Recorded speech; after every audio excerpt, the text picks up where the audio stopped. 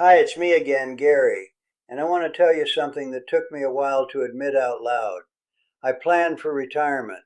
Not perfectly. I'm not going to sit here and tell you I had some detailed financial blueprint going back 20 years.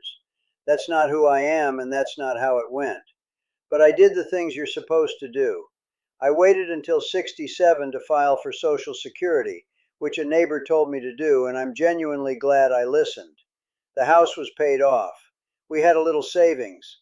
I knew what our monthly income was going to look like. I knew what Medicare covered and what it didn't, more or less. I knew what the budget needed to be. I had done the work, not all of it, but enough. And then retirement came. And it felt strange. Not bad exactly. Not what I'd call a crisis. Just strange. In a specific way I hadn't expected and couldn't quite name. And here's the thing that bothered me about that. I thought I'd planned my way out of the strange. I thought the strangeness was what happened to people who hadn't prepared, people who got surprised by the money, or who hadn't thought about health care, or who just kind of fell into it without looking. That wasn't me. I'd looked. I'd thought about it. I'd had the conversations with Diane. I'd done the math. And it was still strange. I spent probably 6 months feeling vaguely unsettled and not understanding why. Because by every measure I could think of, things were fine. The income covered the expenses. The house was ours. Diane was healthy.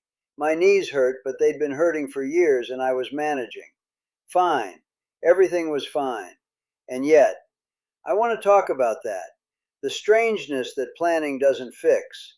Because I think a lot of people are in it right now, and they think something's wrong with them. And I don't think anything is wrong with them. I think they just weren't told what to expect from the parts that money can't solve. Here's what the strange actually felt like from the inside. You wake up. It's a weekday. Nothing is wrong. Nobody needs anything from you urgently. The mortgage isn't looming. The calendar isn't full. And you lie there for a minute, and the first thought isn't relief. It's something harder to name. Something like, now what? And that's a weird feeling to have when you've worked your whole life toward this. When you've spent 40 some years getting up early and doing what the day required, and telling yourself that someday you'd have mornings like this one. Wide open, nowhere to be, nobody waiting. And now it's here. And the first feeling is now what? Not good weird, just weird. And the worst part, for me anyway, was that I felt like I shouldn't feel that way. Like I didn't have the right to feel unsettled when the thing I'd worked toward had actually shown up. People don't have a lot of sympathy for that, and I don't fully blame them. It sounds like complaining about getting what you wanted, but it's real, and I think it's more common than people say. And I think not talking about it makes the first year harder than it needs to be. I'm not going to give you a system for it. I don't have one. What I have is 5 years of living through it and a handful of things that I've figured out, slowly, imperfectly, about why retirement feels strange even when you did everything right. That's what I want to go through today. So there's a specific conversation I keep coming back to. This was maybe 4 months in. I was out front doing something with the yard. Nothing important, just puttering, which I had gotten good at by then, and my neighbor Ray came by. Ray had retired 2 years before me. We talked a little before I got there about what to expect. He'd been reasonably positive about it. Said it took some getting used to, but it was good. So he comes by and he asks how it's going. And I said, fine, which was true in the measurable ways. And then I said, and I don't know why I said it, it just came out. I said, it's a little strange though. I thought it would feel more like something. And Ray nodded like I'd said something he recognized. He said, yeah, I kept waiting for it to feel like retirement, like whatever retirement is supposed to feel like. Took me a while to figure out that there's no feeling. It just is what it is. And that's the adjustment. I didn't fully understand what he meant right then. I do now. The adjustment isn't to the schedule. It's not even really to the money once you've got that figured out. The adjustment is to the absence of a before and after. Your whole working life, you're always building towards something. The next thing, the weekend, the vacation, the retirement. There's always a horizon. And then you get there and the horizon goes away and it's just here, this, Tuesday. And learning to be okay with that. Fully okay, without the pull of some future thing you're working toward, takes longer than the financial planning takes. That's what the strangeness is, as near as I can figure. I want to go through 5 things, 5 specific things I've noticed about why retirement feels strange even when you plan for it. These aren't problems to fix. Most of them don't fix. They just become familiar. But I think naming them helps. It helped me when Ray named the horizon thing. So that's what I'm going to try to do. The first one is that the routine you built around work doesn't transfer. I don't mean you lose your schedule and have to make a new one. That's the surface version, and everybody talks about it. I mean something underneath that. The rhythm of a working life, the way Monday feels different from Friday, the way a busy week feels different from a slow one, the way your body knows when it's time to be somewhere and when it isn't. That rhythm is woven into you after 40 years. And retirement doesn't just change your schedule, it takes the rhythm out. When I was running the crew, I always knew where I was in the week, not just by the calendar, by feel. My body knew. Tuesday morning felt a particular way. Friday afternoon felt a particular way. There was a pulse to the whole thing. That pulse stopped.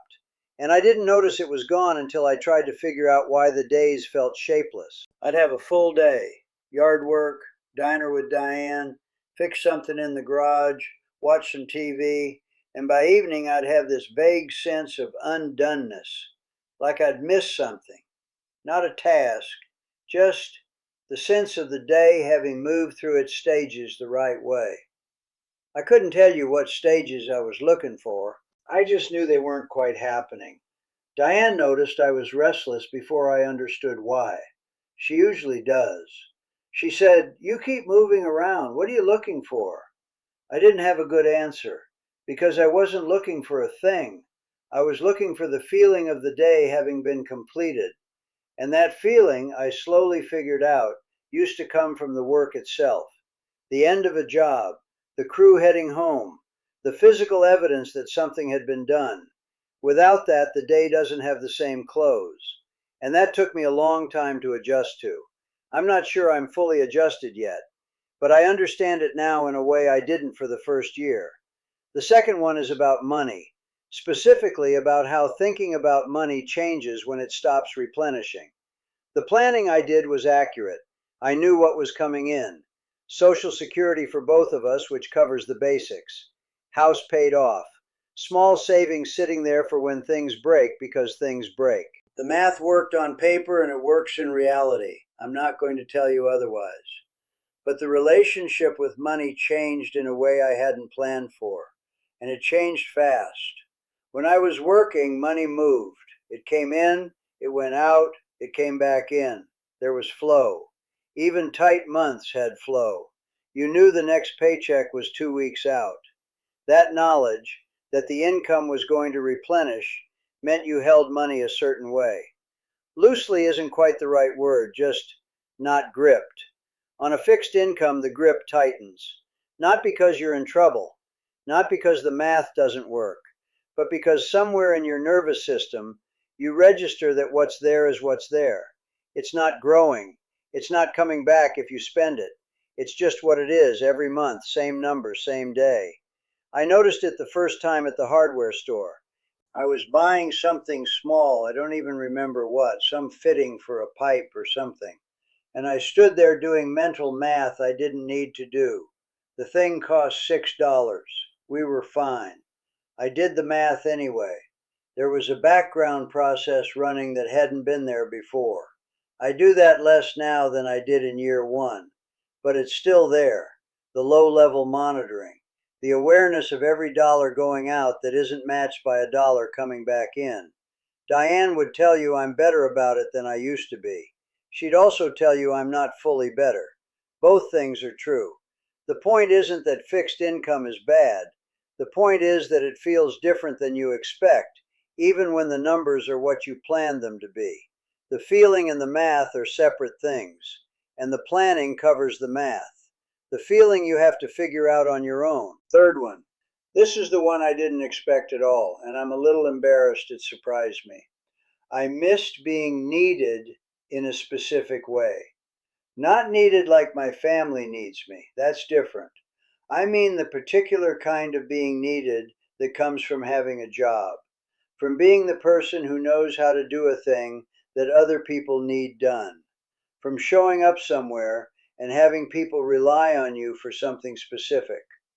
When I was running the crew, there were guys who worked for me who counted on me to have the next job lined up, customers who needed their house done before the winter, people who called because something had gone wrong and I was the one who knew how to fix it.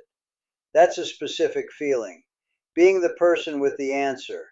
Being the one they call. That ended. And I didn't think I'd miss it because I was ready to be done. I was genuinely ready to be done.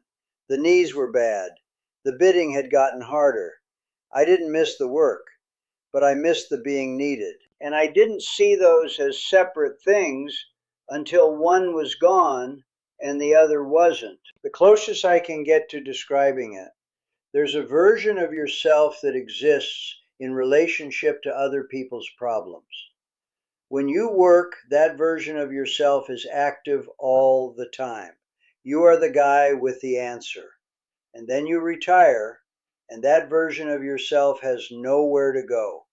And you didn't realize how much of you was living in that version. I don't fully know how to fix this one. I found small ways to stay useful. Neighbors who need things done, some painting work I still pick up occasionally just to have it, not a business, just a job here and there. But the particular feeling of being reliably needed by a set of people over a long time, that one doesn't fully come back. And I think that's part of the strangeness that doesn't go away so much as it becomes something you learn to live without. Fourth one, and this is the uncertainty one. I'll just say up front that I don't fully understand it myself, so take that for what it's worth. Time feels different in retirement than I expected it to. Not slower exactly, just differently shaped. When you're working, time has clear markers. The weekend is a real thing. It's different from the week. The end of a job is a real thing. A vacation is a real thing. Time has interruptions and milestones built into it that make it feel organized even when it's busy. In retirement, those markers get softer. The weekend means less because every day is potentially a weekend. The week doesn't build toward anything specific. There's no payoff at the end of Friday because Friday isn't particularly different from Wednesday. And I know that sounds good. It sounded good to me before. No more waiting for the weekend. Every day is yours. That's what you tell yourself when you're still working and the weekend can't come fast enough. The reality is that I missed the markers. Not the work, the markers. The way they organize time into something with a shape. I had a stretch, maybe 8 or 9 months in, where I genuinely couldn't remember what day of the week it was without checking. Not because anything was wrong, just because Wednesday and Thursday had stopped being meaningfully different from each other. And that sounds harmless, and it mostly is, but it contributed to the shapelessness I was describing earlier, the sense of time just moving without particular direction. What helped, and Diane will tell you this too if you ask her, was building things that made certain days different from other days. The diner on Saturdays. A few small projects I gave myself deadlines on, even fake deadlines. Kaylee and Braden coming over on certain weekends.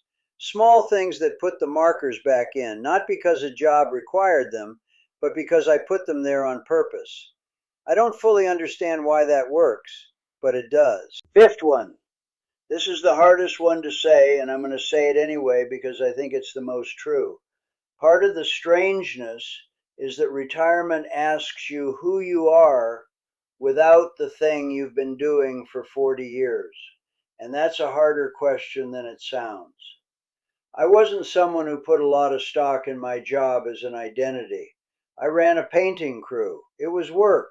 It paid the bills and I was good at it, and I'm not embarrassed by any of it, but I wasn't building my whole self around being a painting contractor. I had Diane, I had the kids, I had the house and the neighborhood and the Saturday diner and 100 other things that were mine. But when the work went away, something shifted anyway. Because even when you don't think of your job as your identity, it turns out it was doing something for your sense of yourself. It was giving you a place in the world, a role, a reason that was legible to other people. When someone asks what you do and you say you're retired, there's this tiny pause, because retired doesn't tell them much. And more importantly, it doesn't tell you much either. It describes what you stopped. It doesn't describe what you are. I spent the better part of a year feeling like I'd lost the sentence that explained me. Not dramatically. I didn't wake up in crisis about it. Just this background hum of, who am I now, exactly? And the answer kept being, I'm not sure yet. Give me more time. I have more of an answer now than I did at the start. I'm the guy who does these videos. I'm the guy who knows the neighborhood. I'm the guy who fixed the shed last fall and whose grandkids come over and who still goes to the same diner on Saturdays. That adds up to something. It just took time to see what it added up to. And I think that's the part nobody warns you about when you're planning the financial stuff. The financial stuff is concrete. You can put numbers to it. The identity piece is slower and softer and harder to plan for. But it's there. And it's part of why retirement feels strange even when you did everything right. Look, 5 years in, it's mostly not strange anymore. Some days are still a little shapeless. Some mornings I still lie there for an extra minute with that now what feeling. But mostly I've gotten my bearings. I know what the week is going to feel like. I know what I'm doing Thursday. I know what matters to me and what doesn't in a way I'm not sure I did when I was busy all the time. There's something to be said for that. Not in a big triumphant way. Just, it's real. And it took the strangeness to get there. And I think that's okay. More okay than I expected. Which I didn't expect to be able to say. That's about it. If any of this sounds like where you are right now, leave a comment. Tell me about it. Specifically, what part of retirement felt strange that you hadn't planned for? Not the money, not the logistics, the feeling underneath it, the part that surprised you. I find those specific ones more useful to read than anything general. And I think the people who read the comment section do too. Sometimes the most useful thing in the comments is just recognizing yourself in what someone else wrote. We've got other stuff on here about the first year of retirement and what it actually looked like for us. If you're in it right now, and you're wondering if you're the only one who feels a little sideways about the whole thing, poke around. It might help. And if you're new here, I'm Gary Mullins, and this is just real retirement talk, what it's like. The comfortable parts and the parts that aren't comfortable. No production value, just a guy at a table saying what he actually thinks. If that's useful to you, stick around. All right, take care of yourselves.